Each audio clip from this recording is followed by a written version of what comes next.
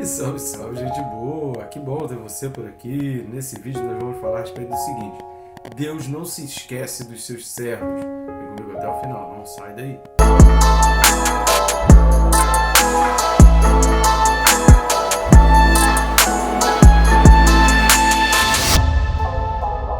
Só não deixe de se inscrever no canal, não é possível você estar assistindo e não estar inscrito ainda. É rápido e fácil, não vai tomar o seu tempo.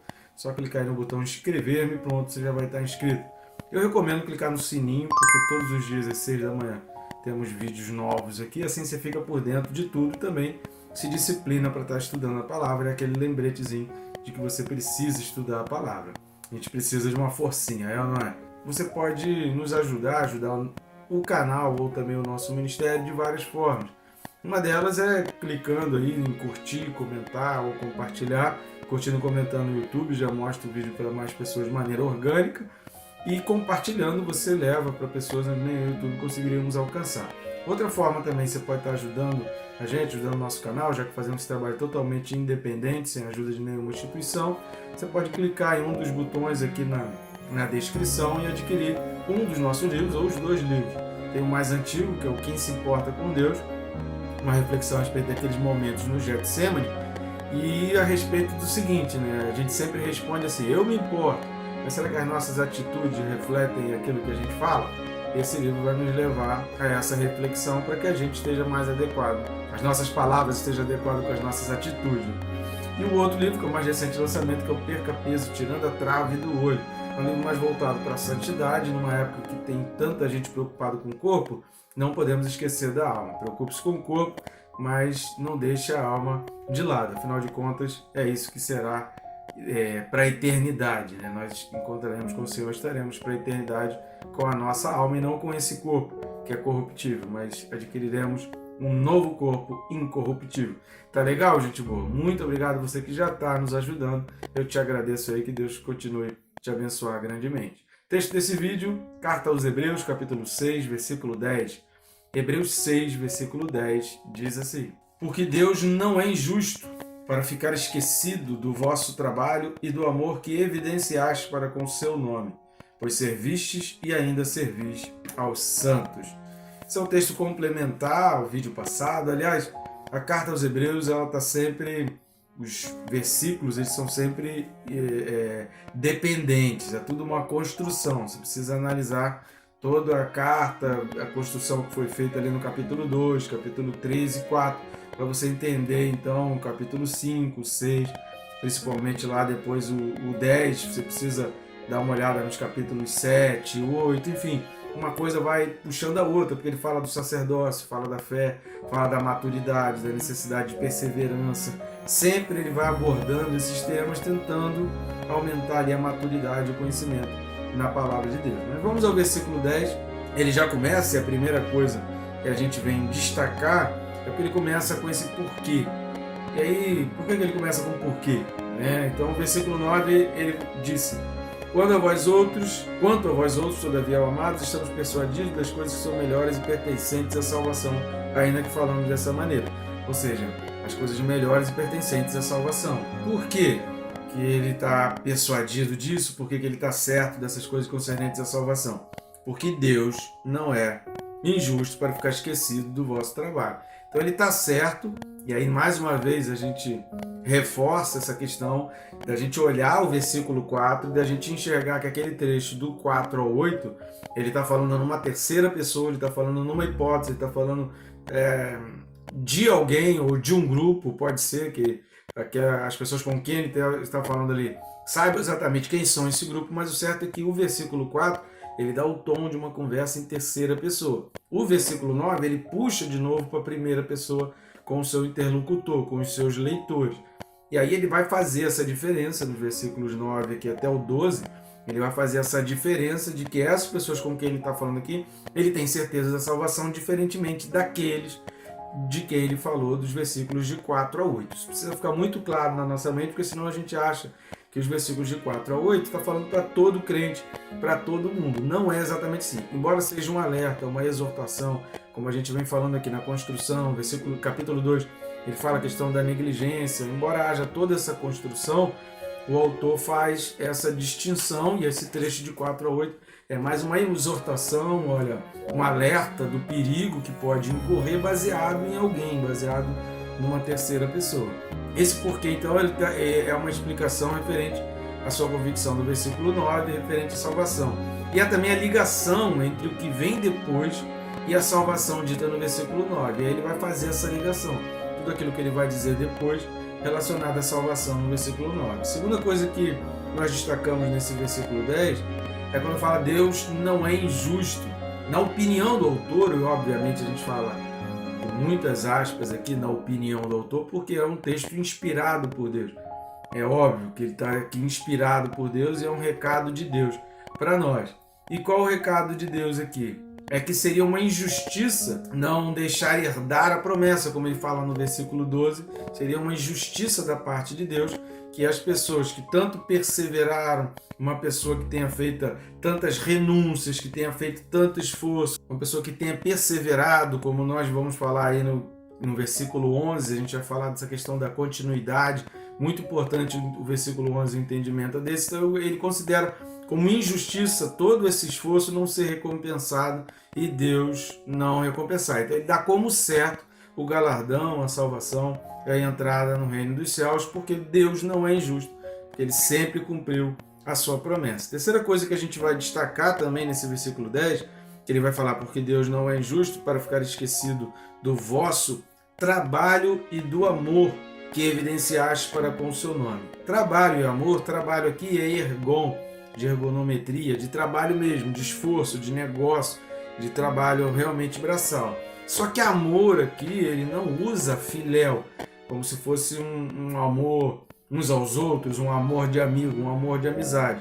Isso é muito importante observar, porque é uma diferença. Quando a gente vai lá para João capítulo 21, quando você olha no grego, você vai ver que Jesus está sempre perguntando para Pedro, ágape, e Pedro responde filéu. Jesus pergunta ágape e Pedro responde filéu. Quando Jesus pergunta pela terceira vez para Pedro, Pedro então, ele se sente, porque ele não conseguia até ali dar esse amor. Qual é a diferença do ágape e o filéu? Para a gente aqui na língua portuguesa é tudo amor, mas para o grego isso fazia muita diferença, porque o filéu era relacionado ao amigo, é aquele esforço que você fazia porque a pessoa é teu amigo, a pessoa é teu parente, um filho, para um pai, para uma mãe, para uma esposa, você faz qualquer coisa, você faz qualquer sacrifício. Mas para um inimigo, para alguém que te odeia, para alguém que te ofende, aí a história já é diferente. Esse é o amor filéu, é aquele que você faz por um amigo, por um parente, são aquelas coisas que você faz, é aquele seu trato ali com as pessoas que são conhecidas e chegadas. O ágape não, o ágape é aquele que você faz por qualquer um, independente de ser chegado ou não, se é amigo ou se é inimigo, é aquele sacrifício, é o doar-se. O amor ágape é aquele amor sacrificial, ou seja, é o quanto você se doa, não será esquecido por Deus. Então todo esse sacrifício, todo esse esforço, todo o seu trabalho, para você poder se manter na linha e no caminho da promessa, e você não perder ali a promessa, vai ser recompensado. O autor ele vai usar aqui então essa expressão de amor ágape. Esse amor aqui é o ágape, ou seja, todo o seu sacrifício, toda a doação de si mesmo que você fez pelos outros não será esquecida. Mas é interessante porque ele usa a expressão logo depois, evidenciaste, que ele fala que Deus não é injusto para ficar esquecido do vosso trabalho e do amor que evidenciaste para com o seu nome. O que o autor quer dizer aqui com evidenciaste?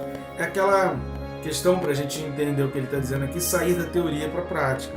Tem muita gente que na teoria faz coisa dessa, tem muita gente que na teoria ama dessa, cuida dessa, mas a prática, a realidade, quando você come um quilo de sal, você começa a conviver, você vai ver que não é bem assim que a pessoa age, suas atitudes não refletem exatamente aquilo que a pessoa fala. Igual o livro que a gente tem aí, Quem se importa com Deus? Se eu jogo essa pergunta, quem se importa com Deus? Todo mundo, aparece aí, teve uma vez que eu botei isso, apareceu mais de 500 pessoas dizendo, eu me importo, claro que eu me importo muito, Deus é tudo para mim. Mas será que no nosso dia a dia, será que na hora que a gente tem que realmente fazer o ágape, que a gente tem que se sacrificar por causa de 1 João 3,16, né? Eu amo ao meu irmão, eu me dou ao meu irmão porque eu tenho uma dívida com Deus, não é uma dívida com as pessoas.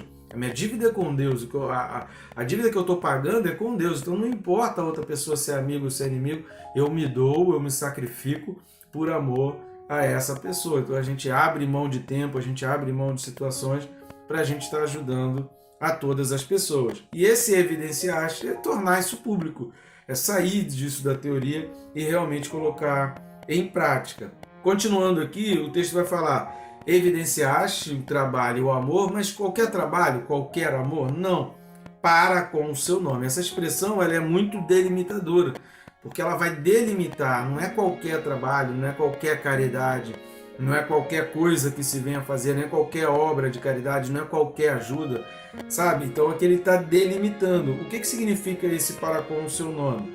É uma parte fundamental do serviço, porque você faz por quem? Esse trabalho, esse serviço que você está fazendo, é por quem? É para si mesmo? É para algum tipo de instituição? É por obrigação? Você faz somente por obrigação? Ou para que o nome de Jesus seja engrandecido? Aquilo que você está fazendo, o teu serviço e aquilo para o qual você está se doando, é para engrandecer o nome de Deus? O nome de Deus está sendo lembrado? Você está levando o nome de Deus? O nome de Deus está sendo exaltado? Deus está sendo visto nas tuas atitudes, naquilo que você está fazendo? Então é realmente um trabalho, um amor para o nome de Deus. Agora, se eu faço para ganhar um voto, ou somente para me engrandecer, ou por vaidade, ou porque eu quero ser visto como alguém que faz caridade, como alguém que ajuda, é o que Jesus fala lá no Sermão do Monte. Algumas pessoas oram em voz alta na praça para serem vistos pelos homens. Jesus disse: então eles já receberam o que eles precisavam, que era ser vistos pelos homens. E ser escutado pela oração por Deus não era o objetivo deles. Eles não tinham o objetivo de orar para que Deus escutasse, para que Deus agisse. O objetivo era só ser visto pelos homens. Por isso Jesus falou: a gente precisa orar para que teu Pai que está em secreto escute. A gente precisa fazer as obras, fazer os trabalhos, para que o teu Pai que está em secreto veja que você está fazendo. Que a mão direita fizer, que não faça a mão esquerda. Agora, se você está evidenciando isso, se as pessoas estão vendo, se você está fazendo, se as pessoas estão percebendo o que você está fazendo, que seja pelo nome do Senhor, que o nome de Jesus seja engrandecido, e aí não seja você, seja Deus através de você, e você evidencie que você é o instrumento. Por isso essa expressão para com o seu nome é uma expressão delimitadora. E o versículo 10 ele vai terminar: pois servistes e ainda servis aos santos. Cara, isso é fantástico, pois servistes e ainda servis aos santos. Eu quero ler o texto de Gálatas capítulo 6, versículo 10. Vamos dar uma lida em Gálatas 6, 10? Por isso, enquanto tivermos oportunidade, façamos o bem a todos, mas principalmente aos da família da fé. A palavra de Deus aqui em concordância. É óbvio que a gente tem que servir, que a gente tem que fazer o trabalho e fazer o ágape para todas as pessoas, como nós falamos aqui, amigos ou inimigos, não importa, porque a nossa dívida é com Deus, em concordância com a primeira carta de João 3,16, não é o Evangelho, é a primeira carta de João 3,16, porém, ele vai falar: pois servistes e ainda servis aos santos. A gente deve fazer com todos e a gente precisa fazer com todos, mas primeiramente aos da família da fé.